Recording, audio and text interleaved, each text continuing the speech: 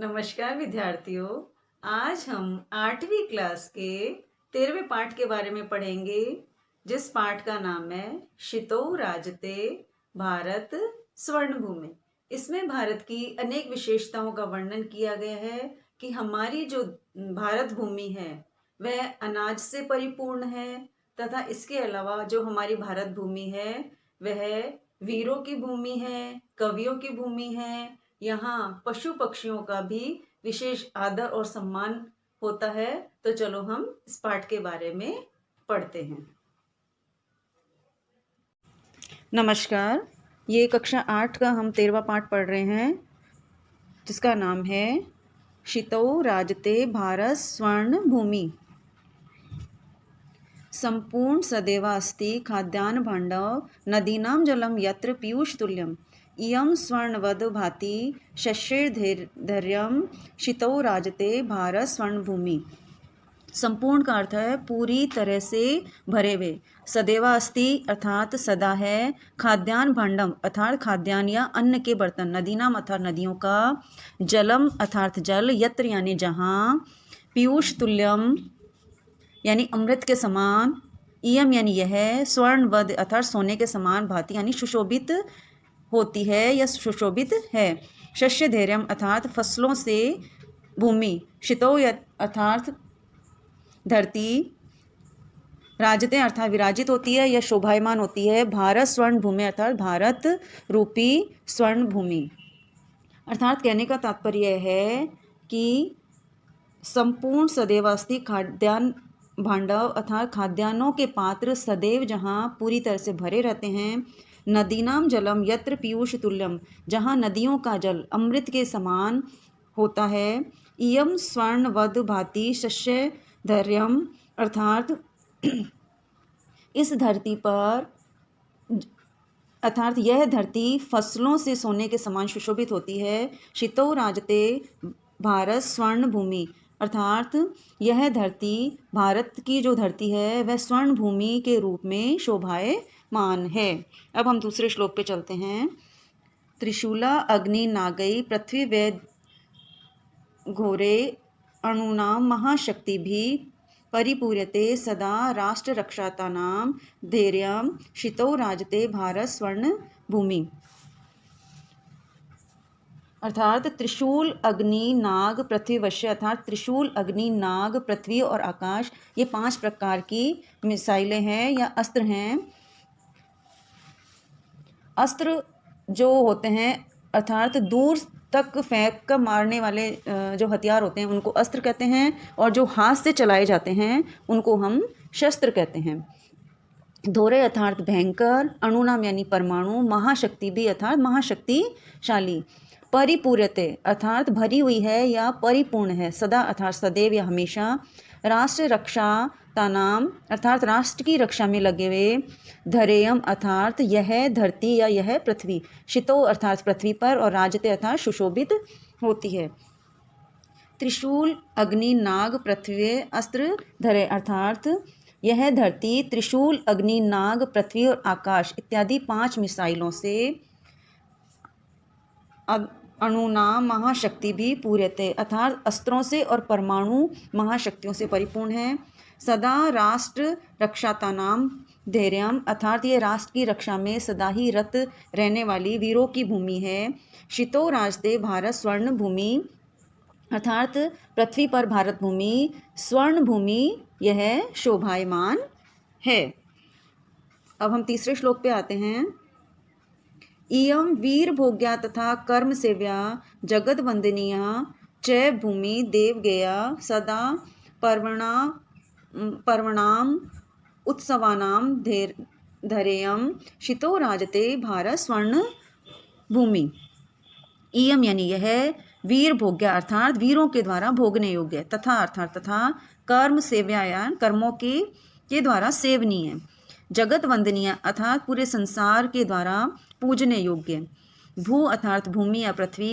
देव गया यानी देवताओं के द्वारा गाने योग्य। पर्वत उत्सवानाम अर्थात पर्वों और उत्सवों की धरेयम अर्थात यह पृथ्वी या यह धरती, शितो अर्थात धरती पर, राजते अर्थात सुशोभित होते हैं। इयम वीर भोग्या तथा कर्म सेव्या, यह भूमि वीरों के द्वारा भोगने योग्य है और कर्मों के द्वारा सेवा करने योग्य है। जगत वंदनीया च भूदेव योग्या, अर्थात यह विश्व के द्वारा पूजा करने योग्य है और देवताओं के द्वारा यशोगान करने के योग्य है। सदा पर्वानाम उत्सवानाम धरेयम, यह भारत भूमि हमेशा ही पर्वों और उत्सवों की भूमि है। शितो राजते भारत स्वर्ण भूमि, पृथ्वी पर भारत भूमि स्वर्ण भूमि के समान विराजमान अर्थात सुशोभित होती है। अब हम चौथे श्लोक पे आते हैं। इयम ज्ञानीनाम च वैज्ञानिकानाम विपश्च नानामियम संस्कृतानाम बहूनाम मतानाम जनानाम धरेयम शितो राजते भारत स्वर्ण भूमि। इयम यानी यह, ज्ञानी नाम यानी ज्ञानियों की, वैज्ञानिका नाम यानी वैज्ञानिकों की, और विपश्च जना नाम नियम यानी विद्वान जनों की, संस्कृता नाम यानी संस्कृत लोगों की, बहुनाम यानी बहुत से, मता नाम यानी मतों को, जना नाम अर्थात लोगों को, धरेम यानी पृथ्वी, शितो अर्थात पृथ्वी पर, और राजते अर्थात शोभायमान होती है। इयम ज्ञानी नाम च वैज्ञानिका नाम, यह ज्ञानियों और वैज्ञानिकों की, विपश्च जनानाम्यम संस्कृतानाम, यह विद्वानों की और सुसंस्कृत लोगों की भूमि है। बहुनाम मतानाम जनानाम धरेयम, यह बहुत से मतों को मानने वाली भूमि है। शितो राजते भारत स्वर्ण भूमि, धरती पर भारत भूमि स्वर्ण रूपी भूमि शोभायमान होती है। अब हम अगले श्लोक पर आते हैं। इयम शिल्पानाम यंत्र विद्याधारणाम विभक्षि शस्त्रीणाम भू प्रबंधे युक्तानाम नटानाम नटीनाम कवीनाम धरेयम शितो राजते भारत स्वर्ण भूमि।